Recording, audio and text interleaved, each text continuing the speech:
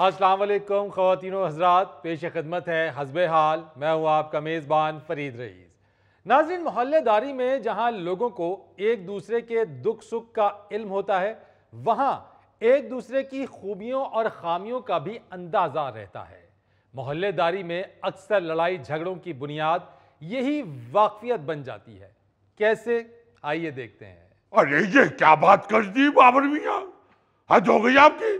भाई मैं आपको बता दूं, घोड़ा घास से दोस्ती कर सकता है, मछली पानी के बगैर रह सकती है, मगर ये जो चुगताई है ये शरारत के बगैर नहीं रह सकता। देखो सुबह सुबह क्या गुल खिला दिया। लतीफी साहब, आपको गलत फहमी हुई है। चुगताई साहब ऐसी हरकत नहीं कर सकते। चुगताई साहब, अरे दिमाग तो नहीं खराब हो गया आपका? उतारिए इस रुमाल को और हवा लगवाइए अपने दिमाग को। इस कमबख्त के साथ आपने साहब का लाहका लगा दिया। ये है इस काबिल के इसे चुगताई साहब कहा जाए? हम तो सिर्फ चुगताई पता नहीं कितनी मुश्किल से कहते हैं। वैसे लतीफी साहब, दिल नहीं मानता मेरा कि चुगताई साहब एडी छोटी हरकत कर सकते ने। वड्डी हरकत तो उन्होंने को होंदी ही नहीं। एडी छोटी हरकत दिल मानता नहीं मेरा। वैसे भाई हम कौन सा आपको मोहब्बत का पैगाम पहुंचा रहे हैं जो आप कह रहे हैं कि दिल नहीं मानता? आप सीधी बात कीजिए, आप क्यों इतनी फ्लॉप फिल्म चलानी शुरू हो गए हैं? दिल नहीं मानता।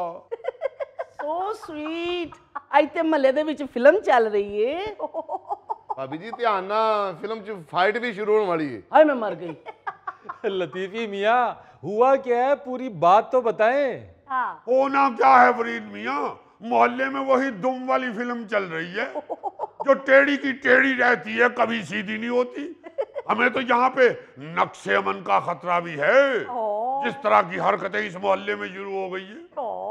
ओहो, आखिर हुआ क्या है? होना क्या है, हम सुबह सुबह अपने घर से निकले, हम जा रहे थे बाजार। अच्छा। और अपनी हमने खानदानी बाईसाइकिल अंदर से निकाली है। अभी हम यही थे कि अंदर से आपकी भावज का ललकारा नहीं जिसे कहती, वो आया है। अच्छा। सुनिए, हम वहीं रुक गए। हम अपनी साइकिल खड़ी करके तो अंदर गए हैं। उन्होंने कहा कि लतीफी मियाँ, हमने साबूदाने की खीर बनाई है आपके लिए, और आप अपनी खानदानी बाईसाइकिल पकड़ के तो बाहर निकलिए, तो तुम खा के जाइए, वापसी में फिर ठंडी हो जाएगी, फिर गर्म करनी पड़ेगी, फिर ठंडी हो जाएगी, फिर गर्म करनी पड़ेगी। आपको मालूम है कि हम आपकी भावज को इतनी तकलीफ नहीं देते। जी जी। हम भूल गए कि हम अपनी खानदानी बाईसाइकिल बाहर खड़ी करके आ गए। अच्छा। नवाबी साइकिल बाहर है और हम खीर खाने बैठ गए। अभी हमने पहला चमचा ही अपने मुंह में उंडेला था कि बाहर से ढा ढा ढन की आवाज आई है। हम फौरन समझ गए कि हमारी नवाबी साइकिल गिर गई। हम खीर की प्लेट रख के तो बाहर को भागे हैं, तो हमारी बाईसाइकिल इधर ऐसे पड़ी हुई थी जैसे बड़ी बकरे की गर्दन के ऊपर छुरी फिर जाए और वो पड़ा होता है। आए आए आए। लतीफी साहब, हुणे तुसी नवाबी साइकिल कह रहे सो, हुणे तुसी उन्हें देसी छतरा बनाता है। और नवाबी साइकिल तो इंज कह रहे हो जिवें साइकिल के अगे 4 घोड़े लगे ने। बस बस बस बस बस बस बस नहीं, नवाबों की हिस्ट्री में साइकिल है ही नहीं। अरे भाई, हमारी साइकिल की शान में गुस्ताखी न कीजिएगा। घोड़े हैं, हाथी हैं, साइकिल तो है ही नहीं नवाबों की हिस्ट्री। आपको मालूम नहीं है कि ये साइकिल हमारे दादा हुजूर के पास उस वक्त थी जब उनकी पूरी रियासत में किसी और के पास साइकिल नहीं थी। अकेले निकलते थे अपनी रियासत में साइकिल के ऊपर। पूरी रियासत के आवाम देखा करती थी कि नवाब साहब बाहर आ गए, नवाब साहब बाहर आ गए। कुछ लोग तो इस बात पे परेशान हो गए कि ये लोहे का घोड़ा कहाँ से आ गया, और ये कैसा घोड़ा है जिसके ऊपर से आवाजें आ रही हैं, टर टर टर। लतीफी साहब, बहुत अफसोस हुआ, लेकिन ये तो बताइए किया किसने? अरे वही जो हमारी जान का दुश्मन है। वाह वाह वाह। और जो चुगताई है, चुगताई, जिसके नाम के आगे ये बट बेवकूफ साहब लगा रहा है, उसी ने किया ये हरकत। लाजमन वो निकला है और उसने हमारी नवाबी साइकिल को अपनी गाड़ी की टक्कर मार के तो उल्टाया है। नहीं तो क्या आपने इस वाकये की तहकीक की है कि ये काम चुगताई नहीं किया है? लो बताओ, अब क्या तहकीक हम करेंगे ये तहकीक। नवाबों ने अपनी रियासत में पुलिस का महकमा किस लिए बनाया होता है? तो भाई तहकीक हो जाने दीजिए, फिर पुलिस को डिसाइड कर लेने दीजिए कि ये काम चुगताई ने किया है या किसी और ने किया है। यही तो बात है, पुलिस हमारी सुनती ही कब है। यूं ही तो नहीं रियासतों के ऊपर सवाल आता जब नवाबों की ही नहीं सुनी जाती। हम थाने पहुंचे, बाहर जो कोतवाल साहब ने सिपाही खड़ा किया हुआ था उसने हमें अंदर ही नहीं जाने दिया। ये तो अल्लाह ताला का शुक्र अदा कर रहे हैं हम कि हम अपनी नवाबी साइकिल के ऊपर सवार नहीं थे, वरना ये हमला हमारे लिए जानलेवा साबित होता। आपने संतरी को बताया नहीं कि आप नवाब हैं? बताया था, वो हंस रहा था। So sweet. ऐसे ही तो नहीं सागर कह गए, जिस दौर के नवाब की साइकिल को लग जाए टक्कर उस दौर के नवाब साहब से कोई भूल हुई है। ये शेर आपका तो हो सकता है, सागर का नहीं। चलो कोई गल नहीं नवाब साहब, तुसी किहड़े साइकिल दे नाल दुध नहीं लटकाया सी। देखिए जरा, उनको नवाब साहब की कोई परवाह नहीं, अपने दूध दही की पड़ी हुई है। भाई ये तो देखिए, अगर नवाब साहब जहाँ बहक हो जाते तो फिर। हाय, अल्लाह ना करे नवाब साहब आपको कुछ हो, आप कैसी बातें कर रहे हैं? आपको तो बहाना चाहिए घूंघट उठाने का, घूंघट निकालिए। अच्छा जी, हम निकाल। चलिए, हमने घूंघट निकाल लिया है, अब आप पैसे निकालिए, मुर्गा मंगवाना है आपका सदका देने के लिए। आज हम मुर्गे का सदका नहीं देंगे। सदके जाऊं, आज उस कुक्कड़ का सदका देंगे जिसने ये हरकत की है। भाई बहुत बहुत मुबारक हो। मुंशी, खिलाओ भी इन सब लोगों को मिठाई। आहा, बड़ी लंबी उम्र पाई है तुसी। आ हुणी ਤੁਹਾਡਾ ਹੀ ਜ਼ਿਕਰ ਕਰਨ ਡਏ ਸਾਂ।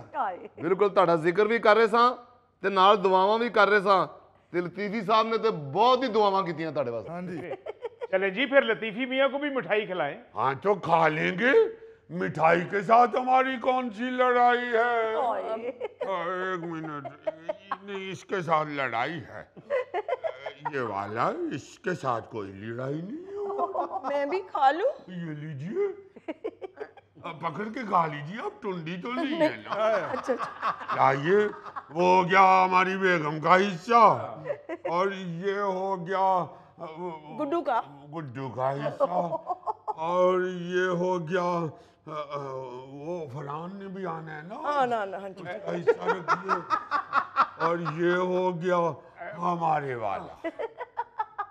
ये देखिए जरा कैसे गुलाब जामुन अपनी उंगलियों में एडजस्ट किए हैं हमारी बेगम ने। यहीं से पता चलता है नवाब फैमिली का। So sweet. पर सर ਤੁਹਾਨੂੰ ਕਦੀ ਤੌਫੀਕ ਨਹੀਂ ਹੋਈ ਕਿ ਆਪਣੀ ਬੇਗਮ ਨੂੰ ਇੰਜ ਪਿਆਰ ਨਾਲ ਚੀਜ਼ ਖਵਾਉਂਦੀ। ਵੇਖੋ ਲਤੀਫੀ ਸਾਹਿਬ ਨੂੰ ਵੇਖਣ ਡਿਆ ਆ ਹੁਣੇ ਮਕਈ ਦੇ ਦਾਣੇ ਵਾਂਗੂ ਤਵੇ ਦੇ ਉੱਤੇ ਭੁੜਕਣ ਡਏ ਸਨ, ਮਠਿਆਈ ਵੇਖ ਕੇ ਠੰਡੇ ਹੋ ਗਏ ਨੇ।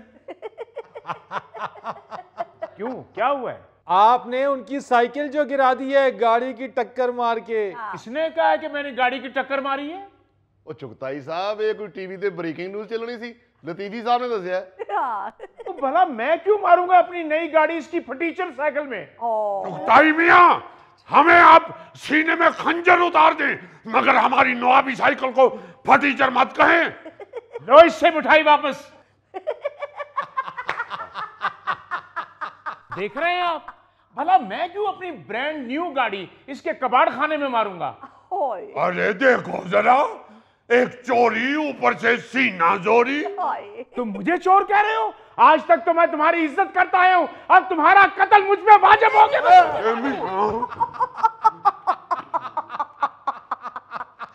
अब यहाँ क्यों डर के आ गए आप? उन्होंने कत्ल का प्रोग्राम बना लिया। आप भी तो उन पर तीर बरसाए जा रहे हैं, अब डर के यहाँ आ गए। भाई हमने तो उनका मीठा खाया, हम क्यों बरसाएंगे तीर? जाइए जाइए, उधर जाइए और आराम से बात कीजिए। जाइए।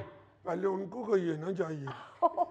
आजे चुगताई साहब, आजे इधर प्लीज। यार कमाल बात है, मैं आप लोगों के मुंह मीठे करा रहा हूं और मुझे चोर कह रहा है। हाय उन्होंने तो मुहावरतन कहा था। अभी भी तो हमारी नवाबी साइकिल को फटीचर कहा है, कबाड़ खाना कहा है।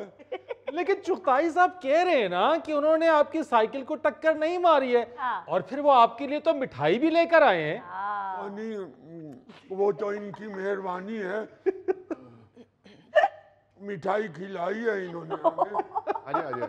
मगर हमने तो यही बताया है कि हमारी साइकिल को टक्कर मारी है किसी इन्होंने। यही मैं आपको समझाने की कोशिश कर रहा था कि पहले तहकीक कर ले कि टक्कर मारी किसने है। पहले फिर बैठिए, तशरीफ रखिए, तहकीक कर लेती है। मुंशी बेटा, जितनी देर तहकीक हो रही है तुम फिर मेंबरान में मिठाई बांटते रहना। खिला दो मिठाई सबको। इधर से शुरू करें, पहले उधर से हुआ था शुरू। हाँ। सफेद वाला, ये वाला सफेद वाला, हाँ ये लीजिए, ये आपका हुआ। ये वाला गुड्डू का हुआ। लतीफी साहब, आपने गुड्डू का हिस्सा पहले ले लिया था। वो ब्लैक वाला था, हाँ, ये सफेद वाला। दोबारा बट रही है ना सफेद वाले में। ये फरहान का हिस्सा हो गया। अंदर जाके रखा है, कहीं आपको चींटियां ना चढ़ जाएं। अच्छा। ये वाला हमारा हो गया। बहुत शुक्रिया आपका, बहुत शुक्रिया, और मुबारक हो, आप माशाल्लाह डब्बा उठा के चले फिरे भी हैं। देखिए, ये तो मालूम होना चाहिए कि किसने ये हरकत की है। शुक्र है चुगताई साहब की लाई मिठाई खा के आपका दिल नर्म और जुबान शीरी हो गई है। बिल्कुल। फरीद साहब, यूं तो बाजार हम मिठाई से हल्के फुल्के खुश हुए हैं, मगर हमारा नाकाबिले तलाफी नुकसान हुआ है हमारी नवाबी साइकिल के लिए। वो केड़ा नुकसान लतीफी साहब, मेरे सामने कबाड़िए ने साइकिल का 1,500 रुपया रेट लाया। बाबर मियाँ, आपको गलत फहमी हुई है।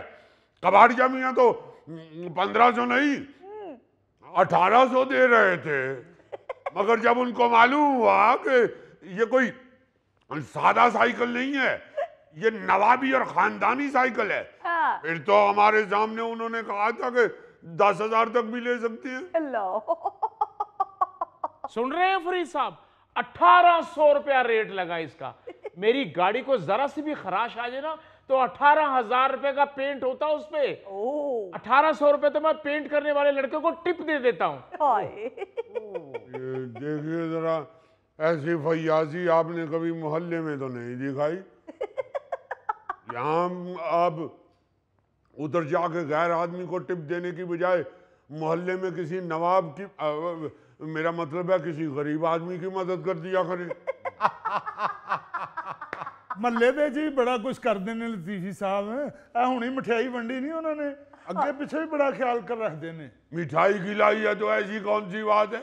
हमारे नाम की भी स्ट्रीट है, लतीफी स्ट्रीट। मिठाई तो वैसे ही हमारा हक बनता है, जितनी भी दे दे तो कलाकंद है इसमें। नहीं जी, कलाकंद तो नहीं है, कलाबाजी है। लगा लीजिए। इतनी जितनी आपकी टांगे हैं आपको तो पड़ेगी भी छोटी। अच्छा बाबर भाई, दुकान का आप बहुत अच्छा गाहक लाए, ये 10,000 रुपये आपका इनाम। वाह, वो दुकान जो मैंने आपको दिलवाई थी।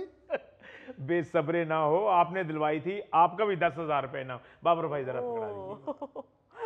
इस बात की बंदर बांट हो रही है। ओ भाई, जो मेरी पिछली गली वाली दुकान थी वो बिकी है, क्योंकि दिलवाई मुझे भट्ट साहब ने थी और बिकवाई बाबर भाई ने है, इसलिए इनाम दे रहा हूँ। लो बताओ, 10-10 हजार इनाम, एक दिलवाने पे एक बिकवाने पे। हमने दिलवाते हुए भी मुबारक दी, बिकवाते हुए भी मुबारक दे रहे हैं। हमारा तो फिर 20 बनता है। चुगताई साहब, सानू इनाम ही दिता जी ना, सदका तो नहीं दिता। बाबर भाई, अगर मैं कहूँ ये सदका है तो क्या वापस कर दोगे? अरे भाई, ये आप लोगों का इनाम है। अगर ये भट्ट साहब लतीफी खपती के साथ ना मिले ना तो ऐसे कई दफा इनाम मिले इनको। लो बताओ जरा, उधर इनामों की तकसीम हो रही है, और हमें खपती कह रहे हैं। हाय नहीं, वैसे ये तो ज्यादती है चुगताई साहब। लतीफी साहब भी आपके हमसाए हैं, आप उन्हें इनाम देने के बजाय बुढ़ा खपती कह रहे हैं। शाबाश, यानी वो खाली खपती कह रहे हैं, आपने साथ बुड्ढे का भी इजाफा कर दिया। अल्लाह के फजल से अभी तो हम जवान हैं। बिल्कुल सही कह रहे लतीफी साहब, 70-80 साल का नवाब जवान ही हुंदा। अरे बैठे रहो तुम कहीं के सुनने काके। अरे चुगताई, मैं आपको एक बात बता दूं, ये जो आपने हमें खपती कहा, ये हद तक आमेज अल्फाज वापिस लो, वरना हम तुम पे हद तक इज्जत का दावा दायर कर देंगे अदालत में। जाओ कर दो। ओ भाई, इतना आसान ना लो इस बात को, तुम जानते नहीं हमारे खानदान को। एक दफा हमारे दादा हुजूर की किसी ने तौहीन की थी, हमारे दादा हुजूर ने शाही लश्कर भेज के उसकी ईंट से ईंट बजवा दी थी। मेरी तरफ भी लश्कर आने लगा है। देखा कैसा घबराया है, कैसा घबराया है। अगर चाहते हो कि हम लश्कर ना भेजें तो फिर 10,000 नवाब साहब को भी दो। चुगताई साहब, स्टाम्प पेपर पे दुकान की कीमत कितनी लिखवाऊं? 50 लाख लिखवा दो, जितना कम लिखवाएंगे उतना टैक्स कम लगेगा। जी ठीक। 50 लाख? अरे मियाँ, मिठाई तो दे जाओ, कहाँ धूप में इतनी दूर बांटते फिरोगे। डब्बा तो अब तकरीबन खाली हो चुका है। ओहो भाई, हम भी इसीलिए मांग रहे हैं, हम खाली डिब्बे में आपकी भावज का पानदान बनाएंगे। जाओ दे दो इसको। अरे इसको नहीं, कहिए कि दे दे नवाब साहब को। या दे दे नू यार। ले जी, अब आपको भी समझे 10,000 हो गया पूरा।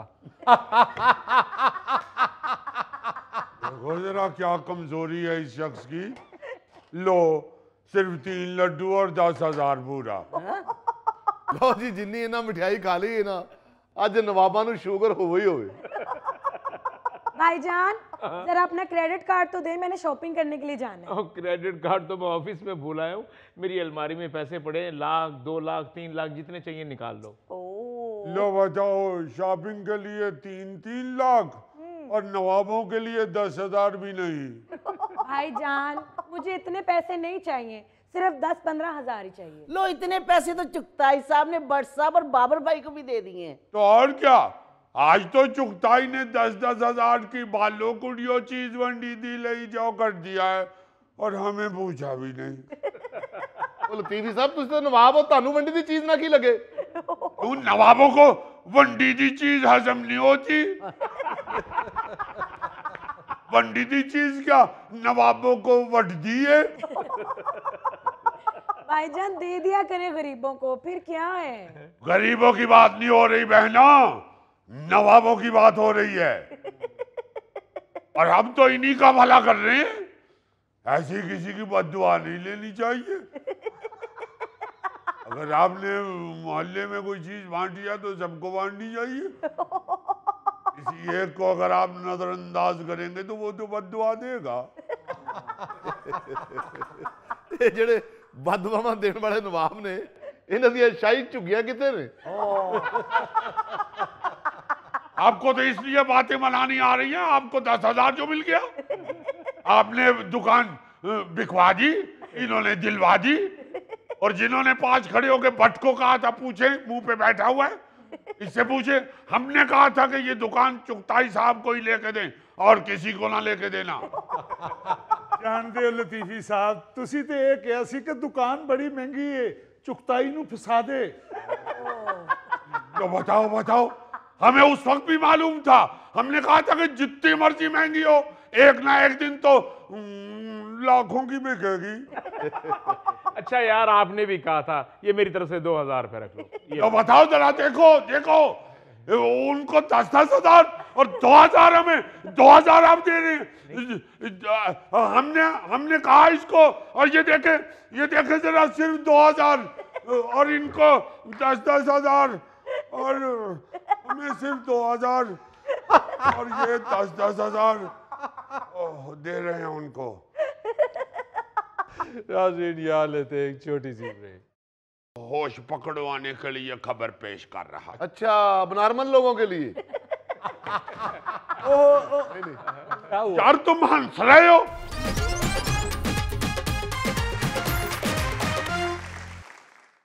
नाज़रीन, आज अजीजी के पास कौन सी खबर है, आइए देखते हैं। नायरीन, न्यू जेम्स बॉन्ड 0092 ये जो खबर पेश कर रहा है, यानी जो अजीजी टैप मेरे जैसे लोग हैं उनके लिए जरा उनको होश पकड़वाने के लिए खबर पेश कर रहा है। अच्छा, अब नॉर्मल लोगों के लिए। क्या हुआ? यार तुम हंस रहे हो। मैंने अजीजी टैप कहा, वो आगे से अब नॉर्मल बना रहा है। तुम इस तरह की हरकतें ना किया करो कि वो तुम्हें क्या अब normal.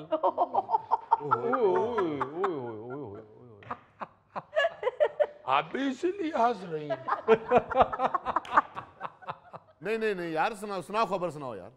I am sorry Gauri साहब, बहुत मुझे तकलीफ हुई। हाय हाय। अल्लाह खैर करे। मुझे ऐसे ही लगा कि जैसे गोगे ने मेरा पैर मेद दिया। खबर सुनोगे तो आपको लगेगा कि वाकई होश दिलाने वाली खबर है। अच्छा। जापान से ताल्लुक रखने वाली 22 साला गुलूकारा योजोको नाकाशिमा ने मनपसंद यूनिवर्सिटी में पढ़ने के लिए 4 साल तक रोजाना 2 घंटे तैयारे पर सफर किया और इस मकसद के लिए रोजाना 15,000 येन भी खर्च करती रही। 22 साला योजोकी नाकाशिमा जापान के मकबूल म्यूजिक ग्रुप साको राजा का 46 में शामिल हैं। वाह यार ये तो वाकई हैरानकुन बात है। ऐसी हैरानकुन, वो जिस बैंड में शामिल हैं ये सिंगर, वो चूंकि टोक्यो में है, अच्छा, वहां पे वो अपनी परफॉर्मेंस देते हैं। क्या बात है। हंसने वाली बात नहीं है, मैं बता रहा हूं कि वो परफॉर्मेंस देते हैं उधर। वाह वाह। बैंड ऐसे ही करते हैं, और क्या बैंड जाके स्टेज पे सो जाते हैं। सही, बिल्कुल सही, सही। तो ये टोक्यो इसको रहना पड़ता है अपने फंक्शंस, अपने शोज के लिए। अच्छा। मगर जिस यूनिवर्सिटी में पढ़ने का इसका ख्वाब था, हाँ। यार सोती हुई होगी बेचारी, इतना डांस करके बंदा सो ही जाता है। तो वह फिर सो के जो ख्वाब देखती रही है कि मैं इस यूनिवर्सिटी में पढ़ूं, वो थी बहुत दूर। अच्छा। तो जहाज में सवेरे 5 बजे उठ के जाती थी अपने एयरपोर्ट पे। अच्छा। वहां से बैठ के 2 घंटे का हवाई सफर करके तो उस शहर में उतरती थी जहां पे वो अपना यूनिवर्सिटी है। उधर से फिर गड्डी पे बैठ के तो अपनी यूनिवर्सिटी पहुंचती थी। अरे वाह। और आप ये सुन के बिल्कुल ही परेशान हो जाएंगे कि वो सफर के दौरान यानी तैयारे में बैठ के अपना यूनिवर्सिटी का होमवर्क मुकम्मल करती थी। वाह जी वाह। यस। और क्लास के बाद वो वापस टोक्यो जाती थी। और इतना महंगा सफर कर करके उसने देखो डिग्री ली है, 4 साल जाती रही। आप इस बात का अंदाजा लगाएं ना जरा कि ये जो 15,000 येन है, ये को तकरीबन 30,000 रुपया बनता है। अच्छा।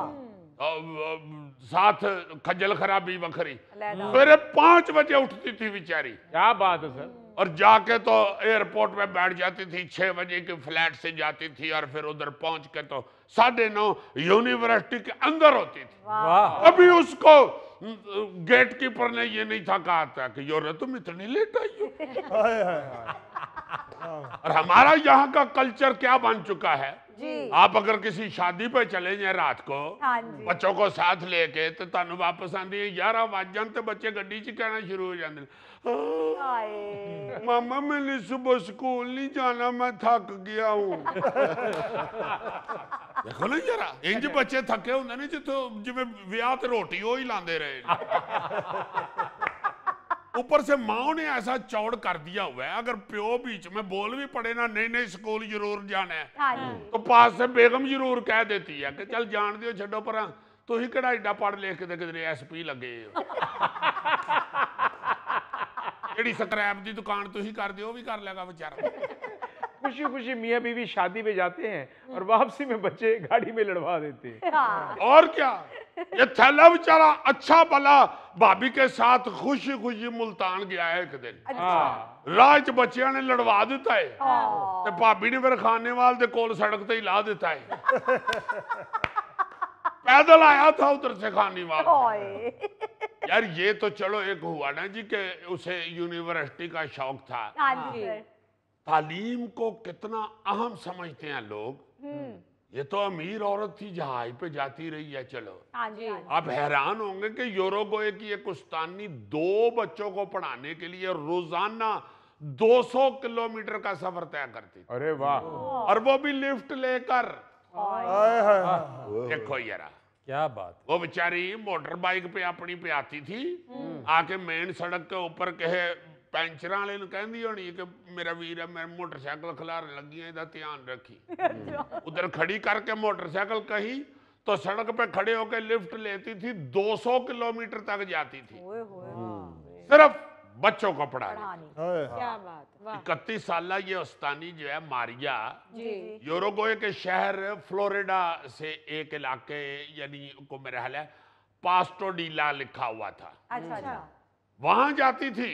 अच्छा वाह। 200 किलोमीटर और सिर्फ 2 बच्चे, 4 साल जोलियाना और 2 साल बेंजामिन को पढ़ाती थी वो। वाह वाह, क्या बात। अगर तालीम है ना जी, हाँ जी सर जाहिर है उसको फीस फूस भी मिलती होगी। बिल्कुल। ये तो नहीं कि मुफ्त पढ़ाने जाती होगी, मगर आप ये देखो कि बच्चों के वालिदैन ने उस तालीम को कितना अहम समझा। सही बात है। जो उसे बुलवाते रहे कि नहीं आके पढ़ाओ, पढ़ाओ। और उसने कैसी जिम्मेदारी का सबूत दिया कि 200 किलोमीटर हो गया इंजन।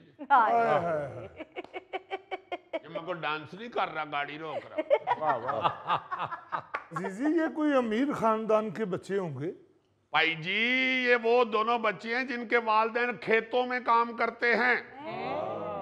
यस, यूरुग्वे में हुकूमत ने इन इलाकों के बच्चों को पढ़ाने के लिए ऐसे टीचर रखे हुए हैं जहां बच्चों की ज्यादा तादाद नहीं है जिन्हीं, और ज्यादा को स्कूल नहीं है। उन्होंने ऐसे टीचर रखे हुए हैं जो जा के दूर दूर इलाकों में पढ़ाते हैं बच्चों को। बहुत अच्छा। जिम्मेदारी है ना जी। हाँ जी सर बिल्कुल। जिम्मेदारी की और बहुत सारी मिसालें। ये तो आपको मैं तालीम की अहमियत बता रहा हूँ जी जी और शौक बता रहा हूँ तालीम हासिल करने का। हाँ जी। वरना जिम्मेदारी की बहुत सारी ऐसी मिसालें हैं जो आप हैरान हो जाएंगे। अच्छा। मलेशिया में एक खातून पैसे और वक्त बचाने के लिए रोजाना हवाई जहाज से दफ्तर जाती और आती थी। अच्छा यस, वाह। रेचल कौर जो थी लड़की, मलेशिया में एक एयरलाइन की असिस्टेंट मैनेजर। अच्छा।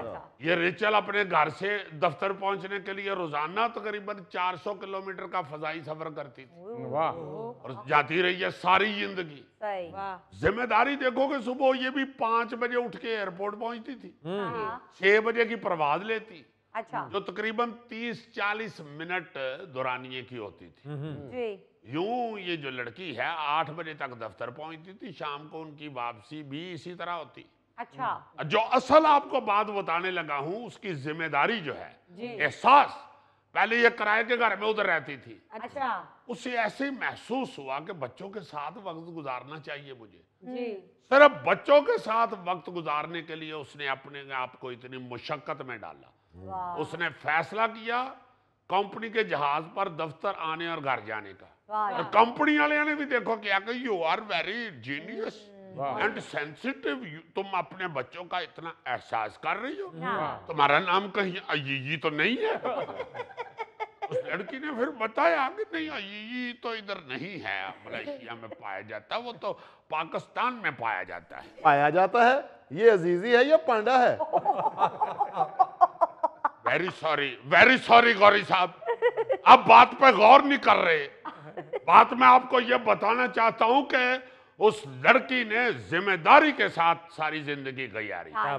हमारे इधर माएं जो हैं वो बच्चों को कितना को टाइम देती हैं बताओ मुझे? सारा दिन या मोबाइल तो या फिर टीवी ड्रामे, और बच्चियां का पता ही नहीं, बच्चा पर बूट ते मारन वाली पालिश सारे मुंह ते लिंब के बैठा होंदा है।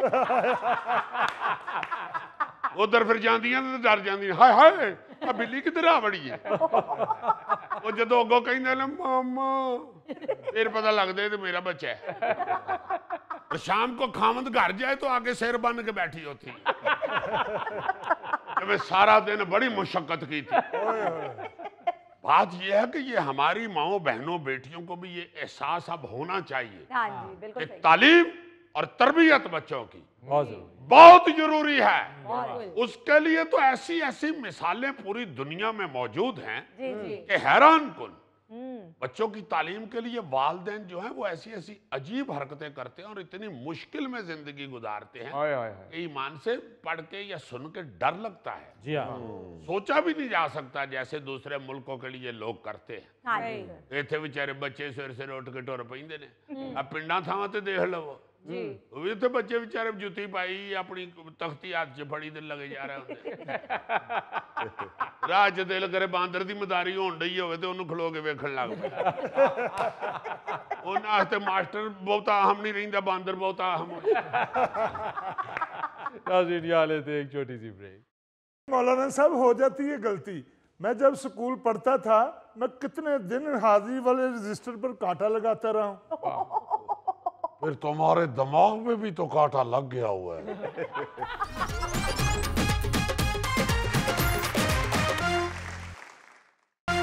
मौलाना साहब, प्रोग्राम में तशरीफ लाने का बहुत शुक्रिया। तो मैं समझता हूँ फरीद भैया, आपका शुक्रिया। आपने मुझे अपनी महफिल में बुलाया है। आप लोग सारे माशाल्लाह ठीक ठाक है? जी हाँ, ठीक ठाक। बिल्कुल ठीक। तो बताओ, मुजफ्फर कह रहा है कि बिल्कुल ठीक। बेटा, बाकी अगर कहे ना कि ठीक ठाक है तो तुम्हें तो सिर्फ इतना कहना चाहिए, ठीक। तुम तो उनसे भी ज्यादा बढ़ के कह रहे हो, बिल्कुल ठीक। बेटे, झूठ नहीं बोलते कभी भी। तो फरीद साहब, माशाल्लाह आप भी ठीक ठाक है? जी जी मौलाना साहब, बिल्कुल ठीक ठाक। आप सुनाइए, आजकल क्या मामलात चल रहे हैं? देखिए, सबसे पहले तो भारत के जारखाना अजाइब के पस मंजर में मैं ये कहूँगा कि ये वक्त पॉइंट स्कोरिंग का नहीं है। हाँ कौमी मफादात को तरजीह दी जाएगी।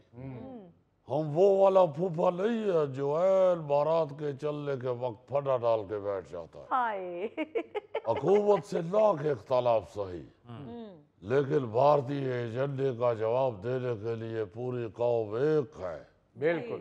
लिहाजा मोदी हुकूमत, बल्कि मैं तो इसे मोदी हुकूमत नहीं कहता, मैं तो इसे मरदूदी हुकूमत कहता हूँ। इस मरदूदी हुकूमत को ये ज़हन में रखना चाहिए कि कई उल्टी सीधी हरकत की तो वो क्या कहते हैं कि इसे मुंह की खानी पड़ेगी। बिल्कुल सही। ये मरदूदी हुकूमत अपनी नाकाम सिक्योरिटी का मलबा हम पे न डाले, वरना हम इनको मलबा बना देंगे। वाह वाह वाह। और मलबा उठाने के लिए हमें ट्रॉली की भी जरूरत है, कोती रेडी पे लाद के लेके जाए। यहाँ पे ट्रॉली की कोशिश कर रहे हैं। भाई, अल्लाह के फजल से हम तो वो लोग हैं कि हैंड ग्रेनेड की पिन निकाल के ऊपर फेंक के नीचे होके खड़े देखते हैं कि टा की आवाज आएगी या ठुस की आवाज। अब तो वो बहादुर कौम है जो हैंड ग्रेनेड की पिन से दांत खलाल करती है। मगर मौलाना, भारतीय मीडिया तो इस वक्त यूं चढ़ाई कर रहा है जैसे 10 मिनट बाद जंग शुरू ही शुरू। वो छोड़ो इस बात को, इसके बड़े 10 मिनट हमने देखे हुए। हम जाती तौर पर जंग के कायल नहीं है, हम अमन पसंद लोग हैं। बिल्कुल सही। लेकिन अगर जंग खेलने का भारत का इतना ही शौक है ना, तो देख ले, पंगा लेके देख ले। ज्यादा से ज्यादा यही है ना कि हफ्ते 10 दिन में हम किचन के अखराजात में दूध पत्ती चीनी का खर्चा बढ़ा लेंगे। और ये जो हमें पानी बंद करने की धमकी दे रहा है, अरे भाई को होश के ना खुल्लो। सही। हमने तो बचपन में ही कव्वे वाली कहानी याद की हुई है। वो जैसे कव्वा पानी हासिल करने के लिए घड़े में पत्थर डालता है, हम भी अपना पानी हासिल करने के लिए इसकी बेड़ी में वटे डाल देंगे। और पानी की फजूल धमकी दे रहा, और तुम पानी बंद करोगे, हम तुम्हारा हुक्का पानी बंद कर देंगे। वाह वाह वाह वाह वाह। बात यह है कि इंसानों की तरह बात होनी चाहिए। जी। दो मुल्कों की बात हो रही है, तो गली में खड़े हुए दो बच्चे नहीं आपस में लड़ रहे, तो बच्चों वाली धमकियां दे रहा है। मौलाना साहब, मैं तो घबराया हुआ हूँ कि पानी बंद हो गया तो नहाऊंगा कैसे। हद हो गई है, क्यों घबराते हो? तुम तो पहले भी बारिश नहाते हो। ये जो मरदूदी हुकूमत है इसे हम बड़ी देर का जानते हैं। ये गीदड़ बमकियां होती है इनकी। इलेक्शन जीतने के लिए ये इस तरह की हरकतें करता है। जब भी इसका इलेक्शन नजदीक आता है ये अपने खुद ही अपने मुल्क के अंदर इस तरह के अल्लाह माफ करे खून करवाता है लोगों का, बंदे बर्बाद देता है, खुद करता है ये सारा कुछ। फिर वो मलबा पाकिस्तान में डालता है और फिर इस तरह की गीदड़ बमकियां शुरू कर देता है और इलेक्शन के लिए अपनी पॉइंट स्कोरिंग कर रहा होता है। बिल्कुल सही। घबराने वाली बात नहीं है, इंशाल्लाह तुम लगाओगे भी और अल्लाह ताला के फजल करम से साबल भी लगाओगे, फिक्र नहीं। अच्छा मौलाना, ये बताइए कि आप अपोजिशन के बड़े इत्तेहाद से पीछे हट गए हैं। बिस्मिल्लाहिर्रहमानिर्रहीम। देखे फरीद साहब, इत्तेहाद हुकूमती बेंचों के साथ होता है, अपोजिशन में बाज़ाब्ता इत्तेहाद का तस्वुर नहीं होता। सही। ये ऐसे ही है जैसे आप मंगनी करते वक्त तो खानदान को इकट्ठा करते हैं, मंगनी टूटते वक्त तो किसी को दावत नहीं ना देते। हुकूमती इत्तेहाद में तो चलो कुछ दो और कुछ लोग के मामलात होते हैं, वजारत की सीटों पर बात होती है जी। हुकूमती देग में किसको क्या मिलना है इस पे बात होती है। अपोजिशन की खाली देगची में से किसने क्या निकालना है। लिहाजा हमने फैसला किया है कि अपने प्लेटफॉर्म से जद्दोजहद जारी रखेंगे। अपोजिशन इत्तेहाद को तो हमारी कौंसिल ने ये कह के रिजेक्ट कर दिया है कि भाई बोइंग तैयारे और कड़के हुए चिकची का आपस में कैसा इत्तेहाद, ऊंट की सवारी और कश्ती की सवारी का आपस में कैसा इत्तेहाद, वाह वाह वाह। मिर्चों का फिरनी के साथ क्या इत्तेहाद हो सकता है। सर जैसे फुटबॉल का क्रिकेट के साथ क्या इत्तेहाद। या क्रिकेट का नाम मत लो, सॉरी ये हमारे जेल में भी आई थी मिसाल, मगर हमने नहीं दी है। कुछ और कह लो, ये कह लो फुटबॉल का हॉकी के साथ क्या इत्तेहाद। भूल जाओ इस क्रिकेट मरिकट को। और बात ये है, देखो फरीद भैया जी, सबसे बड़ी मिसाल ये कि हेयर डाई का गंजे के साथ क्या इत्तेहाद। मौलाना साहब ये क्या मिसाल दी आपने। ये सिर्फ गोगे को समझाने के लिए मिसाल। अच्छा मौलाना, ये तो बताइए, माइंस एंड मिनरल बिल को आपकी काउंसिल ने रिजेक्ट कर दिया जबकि आपके अरकान असेंबली ने इसके हक में वोट दिया है। देखे बात यह है कि हमने अपने अराकीन से वजाहत तलब कर ली है जी। और शोकास नोटिस भी जारी कर दी है। अच्छा। एक ने तो वजाहत देते हुए ये बताया है कि उसे साथ वाले ने तर्जुमा गलत बताया था। उसे अंग्रेजी की टीक समझ नहीं आई थी, उसने साथ वाले से पूछा है तो उसने गलत बता दिया। अच्छा। और दूसरे ने बताया कि मैंने अपने से आगे वाले की नकल करते हुए जहाँ जहाँ उसने टिक लगाया था मैंने भी उधर उधर टिक लगा दिया। एक ने बताया कि मैंने तो इसलिए यस लगाया था कि मैंने समझा कि ये नए स्टाइल का हाजिरी रजिस्टर है। नहीं मौलाना साहब, हो जाती है गलती। मैं जब स्कूल पढ़ता था मैं कितने दिन हाजिरी वाले रजिस्टर पर कांटा लगाता रहा हूँ। फिर तुम्हारे दिमाग में भी तो कांटा लग गया हुआ है। कुछ सोचना भी चाहो तो नहीं सोच सकते। मौलाना साहब अच्छा भला स्टूडेंट था ये, इसने बस बच्चों की दुआतें पी पी के दिमाग बंद कर लिए। दवाते तो लगता है तुम उससे ज्यादा पीते रहे हो। अच्छा मौलाना, पीटीआई से ताल्लुकात किस नौयत के चल रहे हैं। देखिए हमारी कोशिश है कि ताल्लुकात वहाँ ले जाए जहाँ से दोबारा गुफ्तगू हो सके। अच्छा। हमने जमात इस्लामी के साथ भी 6 साल बाद राब्ता किया है, मंसूरा का दौरा भी किया। अच्छा। ये बात तो सब जानते हैं कि हमारे बगैर कोई तहरीक कामयाब नहीं हो सकती। वाह वाह वाह। इस ताल्लुकात की ट्रेन में आप बेशक जितनी मर्जी सियासी जमातों की बोगियां लगा ले, इस गाड़ी का इंजन जो है वो JUI फेज है। वाह वाह वाह। इस तरह आप हंडिया के अंदर जितना मर्जी टमाटर, अदरक, मटन, देसी घी, प्याज हर चीज डाल ले, भाई जब सिलेंडर से आग ही नहीं जलेगी तो पकेगा क्या खाक। वाह वाह वाह वाह वाह वाह। वो ये ज़हन में रखे कि अल्लाह ताला के फजल व करम से जी इस इत्तेहादी हड्डिया का सिलेंडर हम है। क्या बात है, वाह। जब तक हम आग नहीं जलाएंगे कोई फायदा नहीं होगा इन सब जमातों का। वाह।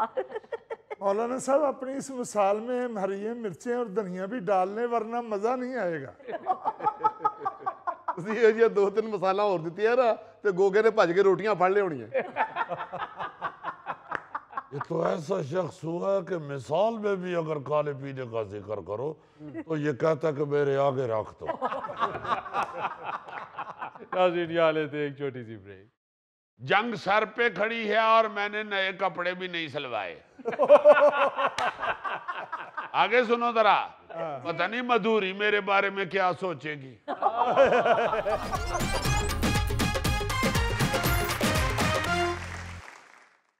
अच्छा जी, आज हमारे पास कुछ मज़े की मीम्स हैं, मगर जैसे आप लोग जानते हैं कि आजकल ये पाक भारत कशीदगी चल रही है। जी जी। जो भारतीय मीडिया है वो आग उगल रहा है हमारे खिलाफ, हमें डरा रहा है, गीदड़ बपकियां दे रहा है। हाँ जी। लेकिन हमारे यहाँ लोग कितना कोई डरे में ये मीम्स देख के आप लोग अंदाजा लगा सकते हैं। मैं कहता हूँ जी कि ऐसी ऐसी मीम्स बनी हुई हैं कि मीम्स पढ़ के ऐसे महसूस होता है कि ये भारतीय मीडिया क्या बकवास कर रहा है। ये देखिए पहली मीम। इतनी गर्मी में कोई वलीमा नहीं रखता, इन्होंने जंग रख ली। हाय हाय।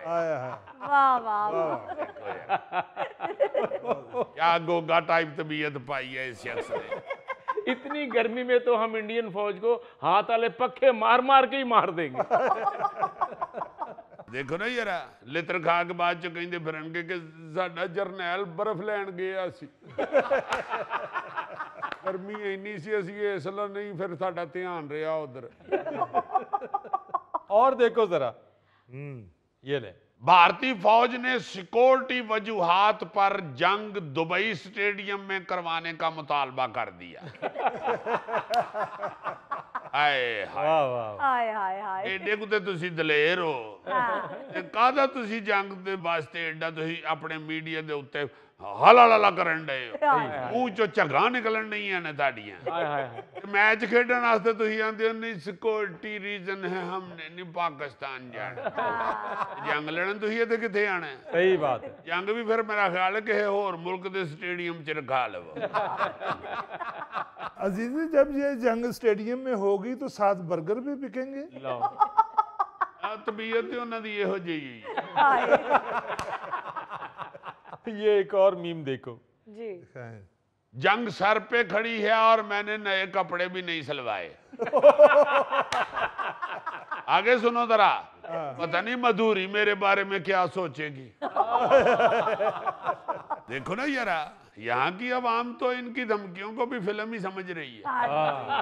जिस तरह फिल्मों में दिखाते हैं ना बार बार अपना पाकिस्तान दहशतगर्द मुल्क है और हम जो हैं जी बड़े ठीक हैं और ईमानदार और नेक लोग हैं। हाँ जी। और हम तो बिल्कुल लड़ाई नहीं चाहते, ये हमारे साथ पंगेबाजी करता है। और समझ रहे ने कि और फिल्म च बहा लेने तो उंज भी बहा लांगे। भाई आप इस तरह की दलेरियां अपनी और अपनी फतूहात फिल्म के फीते पे चढ़ा सकते हैं। जी। जंग फिल्म में नहीं होती, सिनेमा में नहीं होती, जमीन पे होती है। बिल्कुल। ऋतिक रोशन आप फिल्म में तो दलेर दिखा सकते हैं, उन्होंने जंग लड़न वास्ते भेजोगे, पीछे कोई टेप ला देगा तो नचन लग पेगा।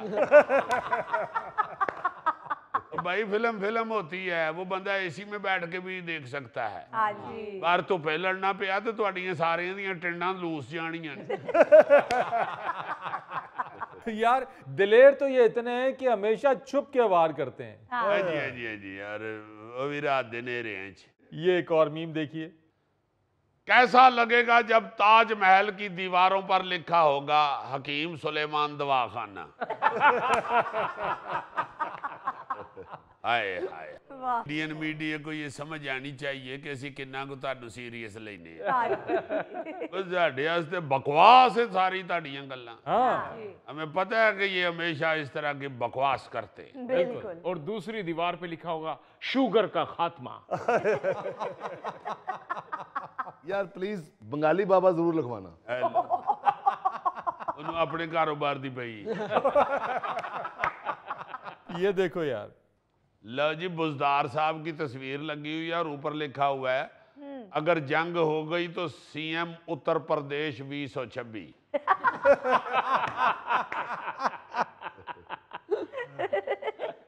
एक जंग च इन्हां नूं कुटो उतो उत्थे बुजदार साहब सीएम ला के इन्हां कोलों डबल बदला लो।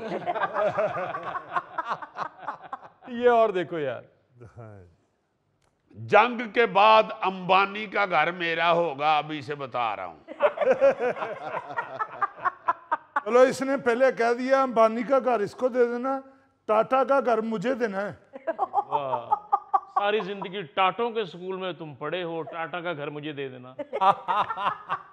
तेरे तो पहले किसी ने मान लेना तो तेन खिड़की खोल के उन्हें टाटा कर दे। यार इस भजनस में भी आप लोगों ने मुझे अमीर नहीं होने देना। यार गोगे तुम्हारे एक्सप्रेशन नहीं है अमीरों वाले, हम क्या करें? यार अंबानी के एक्सप्रेशन मुझसे ज्यादा अच्छे नहीं है। ये अगली मीम देखें जी। मेरे दादा अब्बू की जो जमीन भारत में रह गई थी अब वापस लेने का टाइम आ गया है।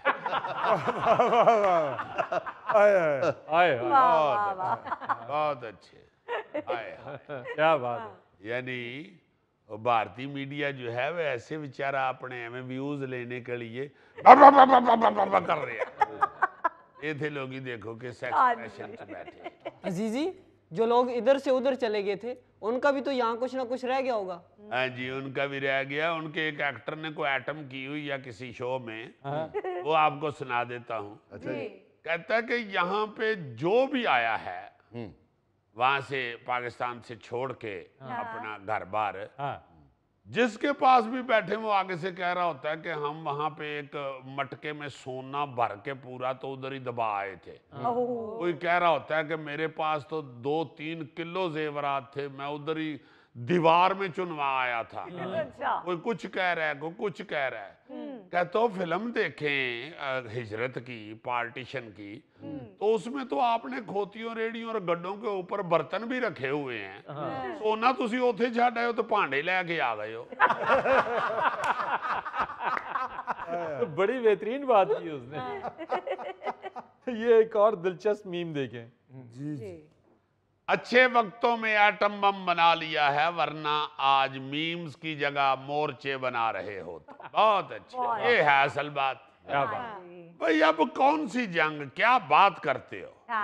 एटम बम है और वो आपके पास भी है और हमारे पास भी। बिल्कुल। और हम कई शोज में बता चुके हैं कि हमारा एटम बम आपसे बहुत बेहतर है, इसलिए जरा होश के नाखुन लें। जे तुहाडे अपने नहीं वधे ते किधरों बाजारों ले लो, आर्टिफिशियल भी मिल जाते। ये देखें जी। दिखाएं। भारत की तरफ से हमारा पानी बंद करने की खबर झूठी निकली। मैंने खुद टूटी खोल कर देखा है, पानी आ रहा है। देखो ना ये रहा। क्या फजूल फजूल धमकियां, और वो धमकियां जो अब सारे समझते हैं कि ये सिर्फ धमकियां। सही बात है। बिल्कुल। अक्ल को हाथ मारो। ये आप सारा इर्द गिर्द भी देखे ना जी। अमेरिका ने चीन को तड़ियां लगानी शुरू की, टैरिफ टूरिफ, ये वो, क्या फर्क पड़ा है? सही बात। बिल्कुल सही। भाई अगर फर्क पड़ेगा चीन को तो फिर अमेरिका को भी बहुत फर्क। बिल्कुल। ये बात। अब वो दौर नहीं है, अब बड़ी जिद्दत है। अब हर तरफ से लोगों ने सारा कुछ सोच समझ के किया हुआ है। बिल्कुल ठीक कह रहे हो अजीजी। अभी तो इन्होंने धमकी दी है, लेकिन हमारी हुकूमत ने रद्द-ए-अमल जो दिया है उसमें भारतीय तैयारों के लिए पाकिस्तान की एयर स्पेस को बंद कर दिया गया है और वहां थरथल्ली मच गई है। जी हाँ, वही तो कह रहा हूं ना जी कि अब वो वाली जंगें थोड़ी हैं। अब तो टेक्नोलॉजी, अब तो बहुत कुछ इन्वॉल्व है दोनों तरफ से। बिल्कुल। नाज़रीन, ये था आज का हस्बे हाल। जाने से पहले एक खूबसूरत बात। अक्लमंद वो नहीं जो हर बात जानता हो, बल्कि वो है जो वक्त पर सही फैसला करे। वाह। अपने मेजबान फरीद रईस को इजाजत दीजिए। आइंदा हफ्ते आपसे फिर मुलाकात करेंगे इंशाअल्लाह। तब तक के लिए अल्लाह हाफिज।